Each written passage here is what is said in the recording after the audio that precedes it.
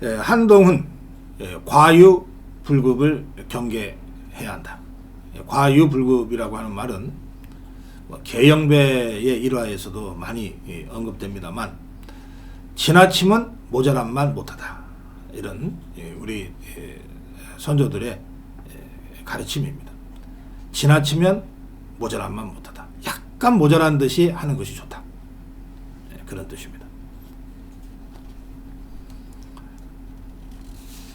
어제 국회는 정치부 의자들이 전부 모였습니다.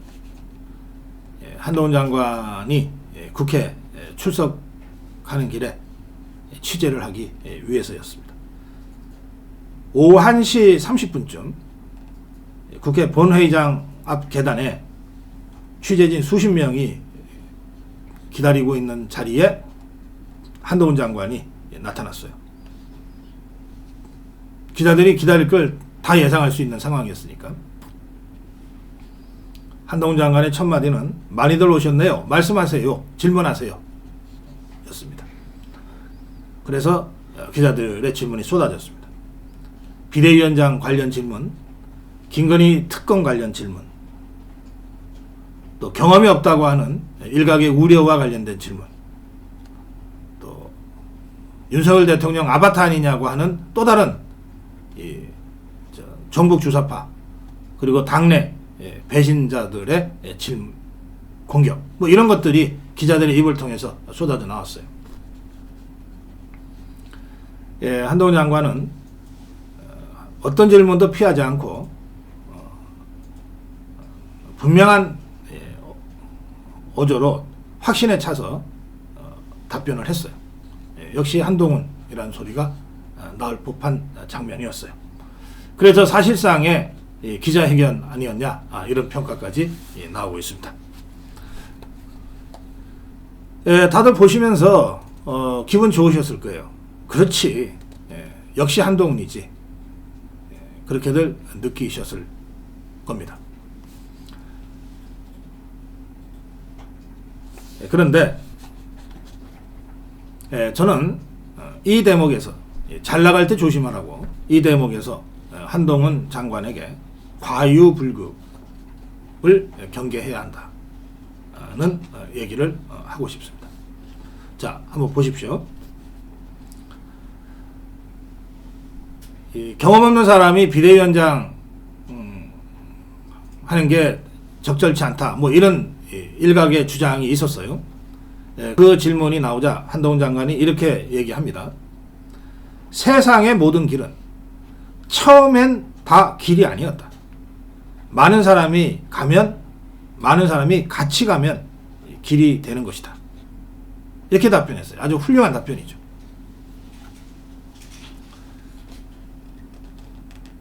저는 여기까지였으면 참 좋았겠다고 생각합니다. 그런데 한동훈 장관은 거기서 한 발짝 더 나갔어요. 뭐라 그랬냐?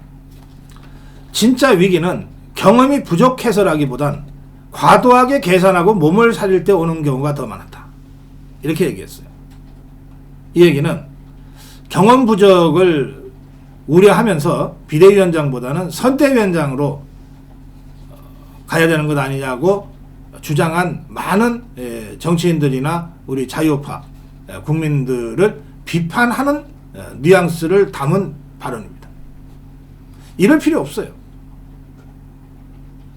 이렇게 꼭 얘기를 해야 한동훈의 메시지가 선명하게 전달되는 거 아니거든요. 다시 한번 읽어드릴게요.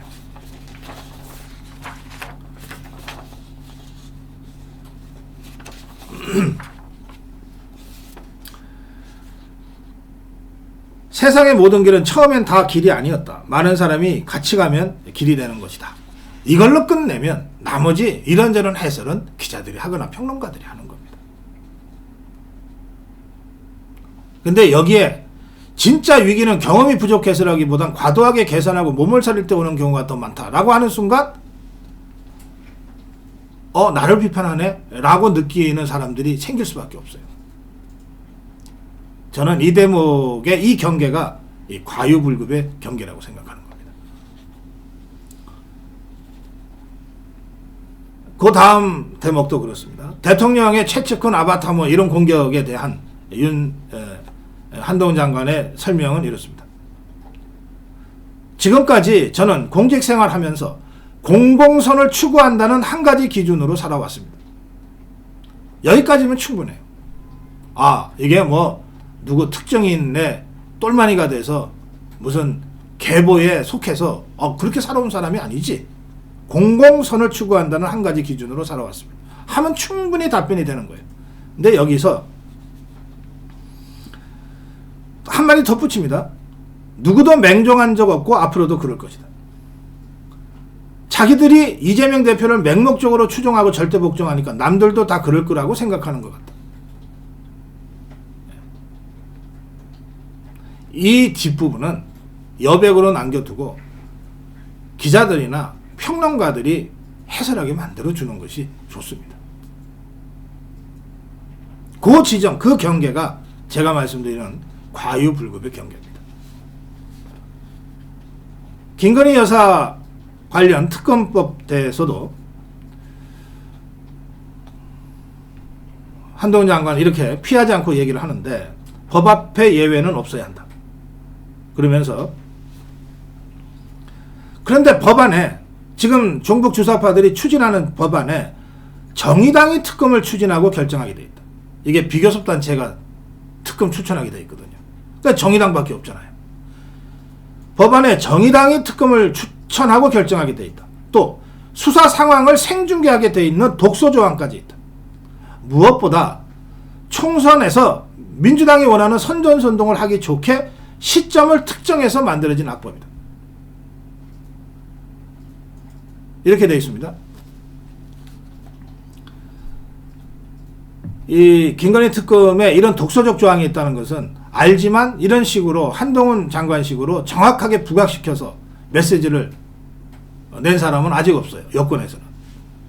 그런데 한동훈 장관은 정의당이 특검을 추천하고 수사 상황을 매일 생중계하게 되어 있는 독소 조항까지 있다. 그러니 이 특검 안 된다. 이런 얘기 한 거거든요. 그러면 여기까지 했으면 되는 거예요. 이 특검 안 된다. 그럼 대통령 거부권밖에 더 있습니까? 그런데 여기다가 한마디를 더 덧붙였어요.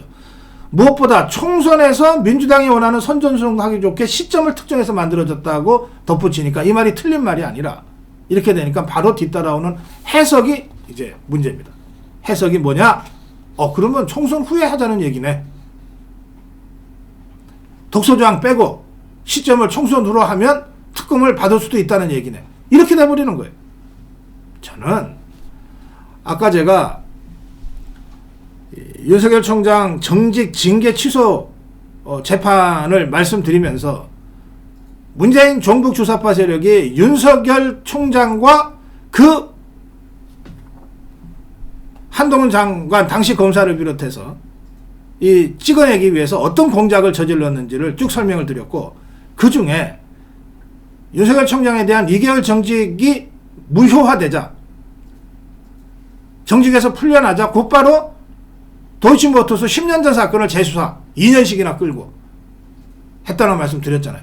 그렇기 때문에 지금 김건희 특검이라고 하는 것은 묻지도 따지지도 말고 거부권 행사로 종결해야 된다고 저는 계속 말씀드리고 있어요. 그런데 한동훈 장관이 덧붙인 이 한마디가 결과적으로 총선 후에는 독소조항을 빼면 특검을 받을 수도 있다는 식으로 언론이 해석하기 시작해버린 거예요. 그러면 어떻게 됩니까? 당장 독소조항이냐 아니냐, 시점이 이게 맞냐 틀리냐, 이거 갖고는 논쟁이 붙게 돼 있는 거예요. 전북지사파들이 그냥 놔둘 것 같습니까?